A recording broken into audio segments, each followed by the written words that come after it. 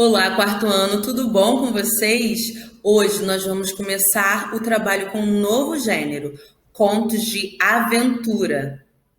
Bom, você já teve alguma aventura na sua vida? Já participou de alguma aventura? O que seria se aventurar? Se aventurar, de acordo com o dicionário, é se expor até a perigos, confiando na boa ou às vezes na má sorte. Por quê? Porque você vai se expor ao desconhecido, vai navegar talvez por mares que ninguém antes nunca navegou. Ser um aventureiro é ser ousado, é fazer coisas que muitos outros já tentaram, já imaginaram, mas não fizeram. E vocês conhecem alguma história de aventura? Existem muitas histórias de aventura. Peter Pan, por exemplo, é uma história super famosa de muitas aventuras. Até o Pinóquio passa por muitas aventuras. Temos as viagens de Gulliver, que também são muito interessantes. E hoje eu vou ler para vocês uma das aventuras de Simba, o Marujo. Esse livro é um reconto de Ana Maria Machado. Bom, mas por que eu vou ler essa aventura para vocês? Para que nós possamos ter um contato com o gênero narrativa de aventura. A gente não aprende a escrever somente escrevendo. Nós aprendemos a escrever quando observamos as narrativas. Quanto mais nós lemos e quanto mais nós ouvimos histórias de maneira atenta, mais nós vamos percebendo quais são as características daquele gênero, quais são as particularidades. O que é diferente, por exemplo, de uma narrativa de aventura para uma narrativa de mistério e suspense que vocês acabaram de trabalhar? Isso é importante de observar também. Hoje, então, nós iremos somente adentrar na narrativa de aventura. E para isso, eu vou ler uma para vocês. Esse aqui é o Simba, o Marujo. Vamos ouvir? Aqui nesse livro tem algumas aventuras. Eu vou ler a primeira. Há muito, muito tempo, no reinado do califa Harun al-Rashid, quem ia a Bagdá ficava maravilhado com o esplendor de uma casa enorme. Parecia um oásis no meio do calorão. Por cima do muro viam-se copas de árvores e uma música vinha lá de dentro. O canto dos pássaros se alternava com as melodias no alaúde e o som das vozes cantando. O aroma de flores perfumava a rua e atraía quem passava. De vez em quando, vinha também um outro cheiro delicioso, de assados, temperos e vinhos finos. Dava água na boca. Se os portões estivessem abertos, via-se um ambiente luxuoso, cheio de tapeçarias, cortinas de seda, almofadas bordadas e uma quantidade enorme de criados ricamente vestidos. Se o viajante perguntasse qual nobre que ali mora, ouvia a resposta: Simba, o Marujo. Um marujo? Um simples marinheiro? Um navegante? A resposta mais completa diria: um mercador que ficou muito rico viajando pelo mar. Um dia, um carregador muito pobre, que também se chamava Simba, passou pela casa e ouviu a primeira resposta. Antes de ouvir a segunda, comentou: meu xará, meu nome também é Simba.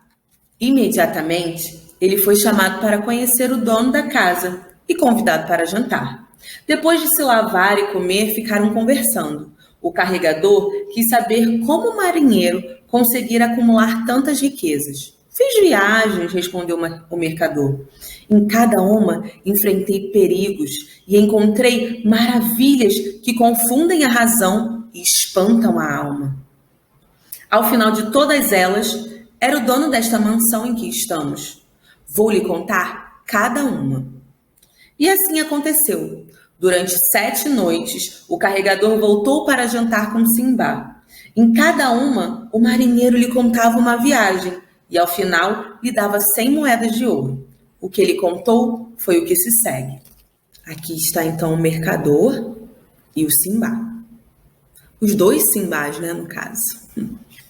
Agora sim, nós vamos conhecer a primeira viagem, a primeira aventura. Meu pai era um comerciante rico que, ao morrer, me deixou uma boa fortuna. Mas não tive juízo e não soube cuidar dela. Gastei tudo com roupas caras, banquetes extravagantes e com amigos que queriam só se aproveitar. Em pouco tempo não tinha mais nada. Com vergonha e arrependido, vendi por 3.000 dinares a casa e a terra que me restavam e resolvi viajar para comerciar em lugares distantes. Comprei mercadorias e embarquei num navio que descia o rio rumo a Bachar. De lá, seguimos pelo mar afora. Fui vendendo e comprando de ilha em ilha, de praia em praia, de porto em porto. Um dia, chegamos a uma ilhota que parecia um paraíso. Desci com a maior parte dos passageiros. Alguns fizeram uma fogueira.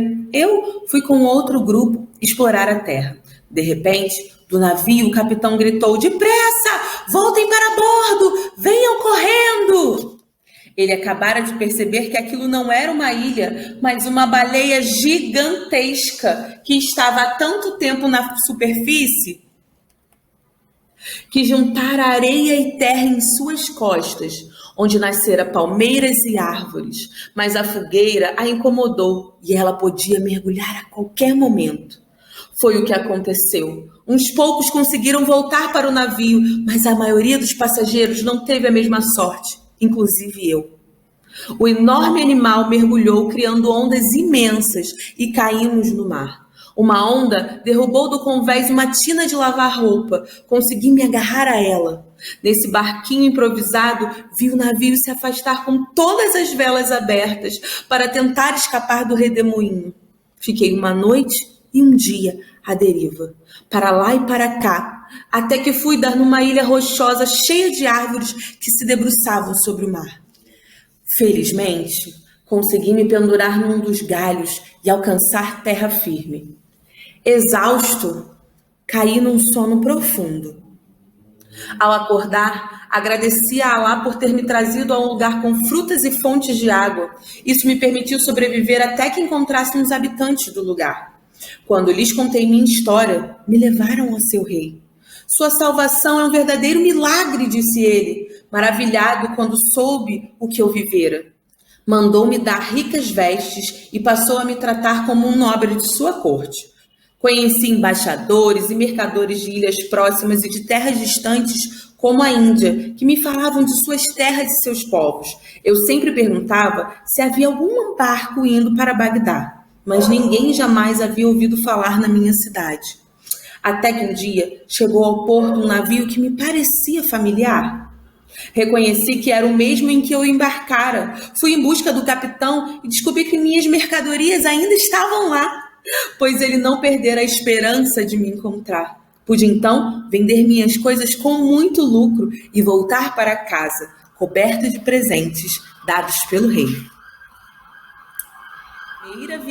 Essa então é a primeira viagem, a primeira aventura que Simba, o marujo, conta para o outro Simba.